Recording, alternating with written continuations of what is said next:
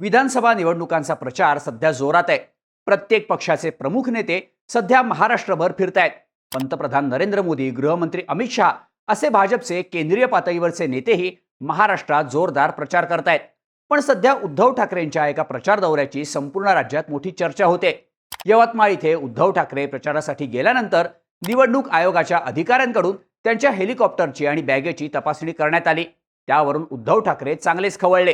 त्यांनी स्वतः बॅगा तपासतानाचा व्हिडिओ शूट करून तो शेअर केला. तेव्हा त्यांनी मोदी शहांची बॅग तपासतानाचा व्हिडिओ मला मिळाला पाहिजे असं त्या अधिकाऱ्यांना सांगितलं. तसंच वणी इथे झालेल्या प्रचार सभेतही त्यांनी यावरून भाजपवर निशाणा साधला. यावरून आता राजकीय वातावरण पेटल्याचं दिसतंय.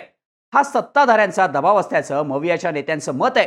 तर हा निवडणूक अधिकाऱ्यांचा अधिकार असून उद्धव ठाकरे नियमांचं उल्लंघन करत असल्याची टीका महायुतीकडून केली जाते. पण मोदींच्या बॅगेची तपासणी करण्याची मागणी उद्धव ठाकरेंकडून जाहीरपणे करण्यात आली आहे. पण पंतप्रधानांची बॅग खरंच तपासता येते का, त्याबद्दल नियम काय सांगतो? 2019 मध्ये जेव्हा पंतप्रधान मोदींच्या हेलिकॉप्टरची तपासणी करण्यात आली होती तेव्हा नेमकं काय झालं होतं त्याचीच माहिती सांगणारा हा व्हिडिओ. नमस्कार, मी शार्दूल आणि तुम्ही बघताय बोल व्हिडिओ. सगळ्यात आधी उद्धव ठाकरेंसोबत नेमकं घडलं काय ते बघूयात. यवतमाळ मधल्या वणी इथे ठाकरे गटाचे उमेदवार संजय देरकर यांच्यासाठी उद्धव ठाकरेंची प्रचार सभा सोमवारी आयोजित करण्यात आली होती. त्यासाठी दुपारी 1 वाजता उद्धव ठाकरे हेलिकॉप्टरनं वणी इथे दाखल झाले. कृषी उत्पन्न बाजार समितीच्या परिसरात असलेल्या हेलिपॅडवर ठाकरे उतरले. यावेळी शिवसेनेचे पदाधिकारी त्यांचं स्वागत करत असताना तिथे काही पोलीस आणि निवडणूक आयोगाचं तपासणी पथक दाखल झालं. त्यांनी उद्धव ठाकरे आणि त्यांच्यासोबत हेलिकॉप्टरनं आलेल्या व्यक्तींच्या बॅगा तपासायच्या असल्याचं सांगितलं. या प्रकारानं हेलिपॅडवर काही काळ गोंधळ उडाला. ठाकरेंच्या पदाधिकाऱ्यांनी या प्रकाराला विरोध केला. तेव्हा स्वतः उद्धव ठाकरेंनी या प्रकाराचा व्हिडिओ शूट करत अधिकाऱ्यांना प्रश्न विचारत त्यांना खडसावलं. अमोल वाके नावाच्या अधिकाऱ्यांना उद्धव ठाकरेंनी माझी बॅग तपासता ठीक आहे, पण माझ्या आधी कोणाची बॅग तपासली असा प्रश्न केला. तेव्हा अधिकाऱ्यांनी तुमचा पहिलाच दौरा आहे, मला सेवेत येऊन 4 महिने झाल्याचं सांगितलं. तेव्हा 4 महिन्यात एकाचीही बॅग तपासली नाही का? मीच पहिला गिराईक सापडलो का असं ठाकरेंनी खडसावून विचारलं. यासोबतच शिंदे, फडणवीस, अजित पवारांची बॅग तपासली का, मोदींची बॅग तपासली का असं ठाकरेंनी विचारलं. तेव्हा ते अजून आले नाहीयेत असं उत्तर अधिकाऱ्यांनी दिलं. तेव्हा मोदी आल्यानंतर त्यांची बॅग तपासतानाचा तुमचा व्हिडिओ आला पाहिजे असं उद्धव ठाकरेंनी त्यांना सांगितलं. माझी बॅग तपासा, माझा युरिन पॉट पण तपासा, तुम्हाला जे उघडायचं आहे ते उघडा, नंतर तुम्हाला मी उघडतो.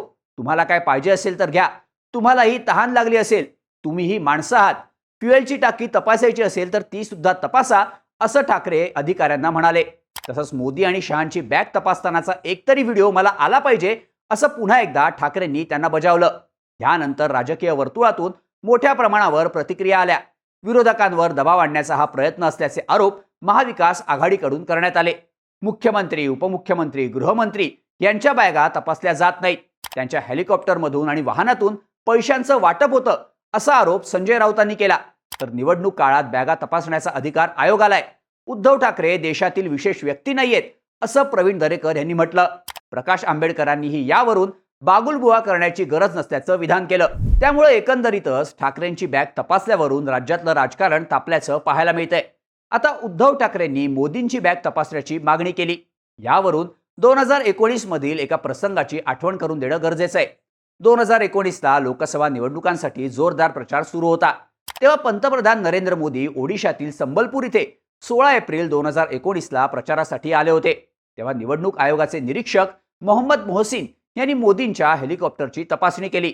त्याचबरोबर त्यांच्या ताफ्यातील काही वस्तूंचीही तपासणी केली. यानंतर निवडणूक आयोगाकडून मोहसिन यांच्या चौकशीचे आदेश देण्यात आले होते. तेव्हा संबलपूरचे राज्य निवडणूक अधिकारी आणि संबलपूरचे पोलीस उपमहानिरीक्षक यांच्याकडून मोहसिन यांच्या कृतीचा चौकशी अहवाल सादर करण्यात आला होता. त्यामध्ये निवडणूक आयोगाच्या एका नियमाचा दाखला देण्यात आला होता. निवडणूक आयोगाच्या मार्गदर्शक तत्वांनुसार ज्या व्यक्तींना एसपीजी सिक्युरिटी असते त्यांना अशा प्रकारच्या तपासणीतून सूट देण्यात येते. त्यामुळे मोहसिन यांच्याकडून प्रोटोकॉलचं उल्लंघन झाल्याचं सांगण्यात आलं. त्यांच्या या कृतीमुळे पंतप्रधानांना सभास्थळी जायला 15 ते 20 मिनिटं उशीर झाला होता. पंतप्रधानांच्या सुरक्षेच्या दृष्टीनं प्रत्येक दौरा ठरलेल्या वेळेनुसार पार पडणं गरजेचं असतं. त्यामुळेच मोहसिन यांच्याकडून नियमांचं उल्लंघन झाल्याचा ठपका त्यांच्यावर ठेवण्यात आला होता. हा चौकशी अहवाल प्राप्त झाल्यानंतर निवडणूक आयोगाकडून मोहसिन यांच्यावर कारवाई करण्यात आली. मूळचे कर्नाटक केडरचे IAS अधिकारी असलेल्या मोहम्मद मोहसिन यांचं निवडणूक निरीक्षक पदावरून निलंबन करण्यात आलं आणि त्यांची बदली कर्नाटकात केली गेली. आता या कारवाईनंतर मोहसिन यांनी नाराजी व्यक्त केली. मी माझं काम नियमानुसार करत असल्याचं त्यांनी सांगितलं. त्यानंतर केंद्रीय प्रशासकीय अधिकाऱ्यांच्या तक्रारींचं निवारण करणाऱ्या कॅट म्हणजेच सेंट्रल ॲडमिनिस्ट्रेशन ट्रिब्युनलकडून याची दखल घेण्यात आली. तेव्हा कॅटकडून मोहसिन यांचं निलंबन रद्द करण्यात आलं. SPG सिक्युरिटीच्या नियमांमध्ये आम्ही जाऊ इच्छित नाही, पण कायद्याचं पालन करणं गरजेचं आहे. तसंच निवडणूक काळात SPG सुरक्षा असलेल्या व्यक्तींना तपासणीतून सूट असली तरी त्यांना हवं ते करण्याची मुभा नसल्याचं त्यावेळी कॅटकडून स्पष्ट करण्यात आलं होतं. तसंच माजी मुख्य निवडणूक आयुक्त डॉक्टर SY कुरेशी यांनीही यावरून नाराजी व्यक्त केली होती. IAS अधिकाऱ्याच्या निलंबनानं निवडणूक आयोग आणि पंतप्रधान मोदींनी कायद्यासमोर सगळे सारखे असल्याचं सिद्ध करण्याची मोठी संधी गमावली आहे. पंतप्रधान मोदी वारंवार आचारसंहितेचं उल्लंघन करतायत आणि निवडणूक आयोग त्याकडे वारंवार दुर्लक्ष करत असल्याची टीका त्यावेळी कुरेशी यांनी केली होती. आता 2019चं हे उदाहरण बघितल्यानंतर पंतप्रधानांना SPG सिक्युरिटी असल्यामुळं त्यांना निवडणूक आयोगाच्या नियमानुसार तपासणीतून सूट दिली जात असल्याचं स्पष्ट होत आहे. त्यामुळं उद्धव ठाकरेंच्या मागणीनुसार मोदींच्या हेलिकॉप्टरची तपासणी होणं सध्या तरी अशक्य दिसतंय. पण तपासणी करणं हा गुन्हा नसल्याचंही कॅटच्या निकालावरून स्पष्ट होत आहे. आता राहिला प्रश्न इतर नेत्यांचा. तर लोकसभा निवडणुकीवेळी मुख्यमंत्री एकनाथ शिंदेंच्या बॅगेची तपासणी करण्यात आल्याचं पाहायला मिळालं होतं. त्यावेळी संजय राऊत यांच्याकडून नाशिकमध्ये शिंदे गटाकडून पैसे वाटप केले जात असल्याचा आरोप करण्यात आला होता. तेव्हा 16 मे रोजी एकनाथ शिंदे प्रचारासाठी नाशिकमध्ये आले.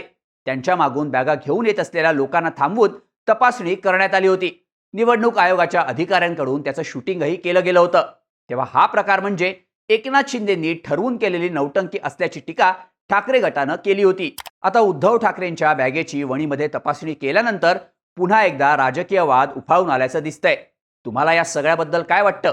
ठाकरेंच्या बॅगेची तपासणी ही नियमानुसार आहे की राजकीय दबावातून करण्यात आली आहे? याबद्दलच्या तुमच्या प्रतिक्रिया आम्हाला कमेंट करून नक्की सांगा आणि अशाच माहितीपूर्ण व्हिडिओजसाठी बोल भिडूच्या YouTube चॅनलला सबस्क्राईब करायला विसरू नका.